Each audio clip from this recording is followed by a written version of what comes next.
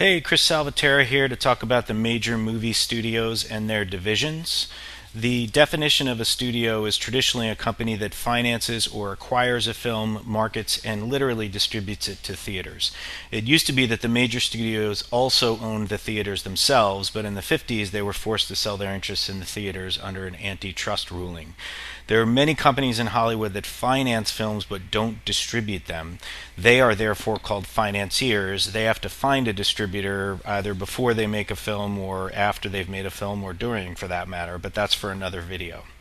Now, here's what the landscape of what were considered the major movie studios in Hollywood looked like in the 1960s. Ironically, this was the decade in which the studios, largely still controlled by the aging moguls who had formed them, were under fire for being out of touch with what people wanted to see.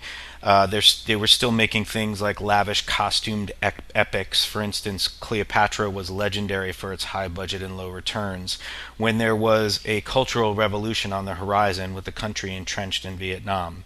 In the late 60s, along came films like Easy Rider to blow the doors off of the studio system. So here's what it looked like in the 60s, and here's what it looks like now. You might want to go full screen on this, as this was the only way that I could get everything onto one slide. Pretty crowded, right? As we can see, most of the majors remain in some form or another, although they are controlled by much larger entities. The latest studio to crash the party is Lionsgate, which, with its acquisition of Summit, is arguably the seventh major movie studio. I think the studio that has collectively made the Twilight films and the Hunger Games films deserves a seat at the big table. Now, this list obviously doesn't include independent distributors. One thing we should cover, that the publicly traded corporations that own the studios tend to have their hand in many other things, and sometimes the film divisions represent a relatively small percentage of revenue. As you can see from this snapshot, Viacom owns quite a few companies across the entertainment spectrum. Now let's go through these in a little more detail. Though one constant is that things are always changing, but the basic spine of how things work remains. I want to emphasize that there are no absolutes, so if I characterize a particular company or division, I'm sure there will be exceptions to what I describe. I'm just trying to provide a basic picture. So let's go over to Sony. We have Sony Pictures, or Columbia, which is responsible for such franchises as Spider-Man and Men in Black, also less tent-pole movies like Moneyball and Captain Phillips and The Social Network.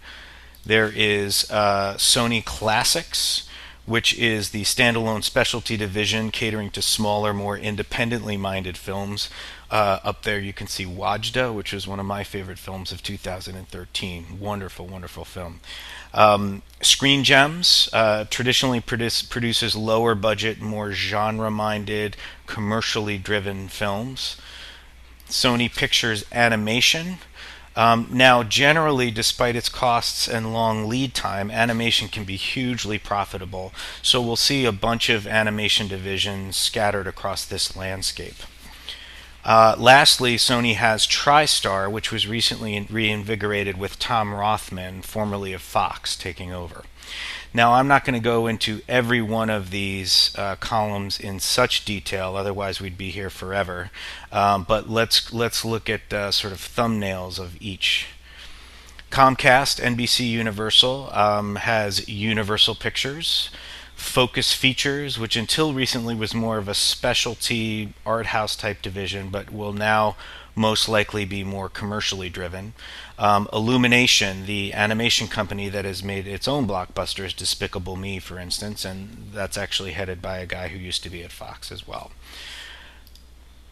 News Corp has 20th Century Fox, Fox 2000, Fox Searchlight, which is essentially their specialty division, 20th Animation / Blue Sky. Now, 20th owns Blue Sky, which in doing my research for this presentation, I found out started out as an effects company for the original Tron, which I thought was pretty interesting. They have made blockbuster animated movies like Ice Age and Rio.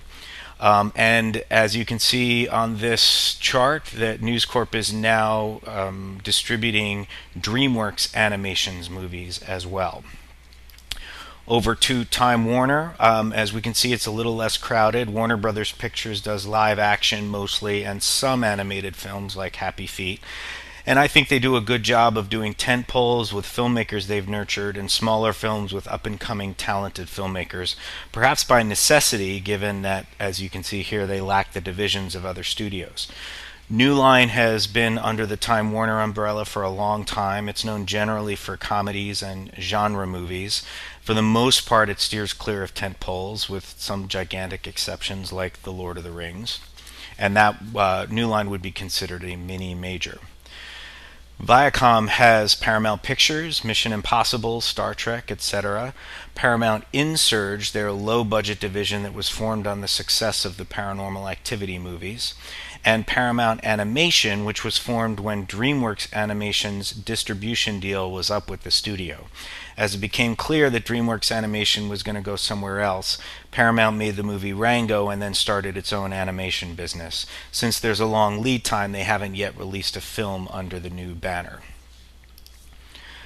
The Walt Disney Company, with Walt Disney Pictures, the Pirates of the Caribbean movies, The Lone Ranger, Walt Disney Animation, Tangled, Wreck-It Ralph, Frozen, DreamWorks, which is a mini major, not to be confused with DreamWorks Animation. They make live action films. They finance their own films and distribute through Disney. And then the big three of Pixar, Marvel, and Lucasfilm. Now, as we can see here, Disney has spent a lot of money in the last few years to acquire these companies, but they see it as smart business, and I think Wall Street does too. They feel they have the resources to essentially work with the assets, the films and characters created by these businesses. And lastly, Lionsgate, Summit, they seem to operate as separate divisions despite being essentially technically one company. Now, as you can see from this chart, despite the major studios making more tentpole movies, there is arguably under these corporate umbrellas a sense of diversification. In other words, revenue can come from different kinds of films within these various divisions. Tentpoles, mid-range budgeted movies, genre movies, specialty films, animated films. Now, another way to reduce risk is on the expenditure side, i.e. how much they spend on their movies. So let's take a look at that. Since studios are spending more money on movies, and that doesn't seem likely to change because blockbusters are seen by many as good business, studios are increasingly looking to mitigate their exposure by bringing in outside money. In other words, reducing their own upfront investment. The upside is that the studios own the films, they get their distribution fee and profit from other downstream revenue. The negative is that the studio has to share in that success if a film hits. However, in the world of rising spending on tentpole movies, this is increasingly seen as a necessary evil. For example, one of the holdouts on this philosophy, Sony Pictures, recently signed a deal with a film fund called Blue Anchor. Now, let's look at the continuum of studio financing. I want to direct you to the arrow in the middle of the screen. There are so-called funds that the studio uses to cover a slate of movies. There are financing companies that will partner with a studio or for a select group of films. And there are companies with their own money that will solely finance films, and the studio will take a distribution fee, which is negotiable and varied, but I'm told the spectrum is 15% on the low end and 30% on the high end. In some cases, the deal is cut and dried. In other cases, it's a negotiation depending on the relationship between the two companies and the attractiveness of any given project, hence the continuum image. So, the takeaways from this presentation. The studio landscape is far more crowded than it's ever been, and there's no doubt that studios will increasingly bump into one another as they make bigger movies. However, there is diversification under the corporate umbrellas, i.e. different divisions making and acquiring different kinds of movies. And studios are increasingly willing to share their upfront costs and therefore mitigate their downside. Thanks for watching, and look for more.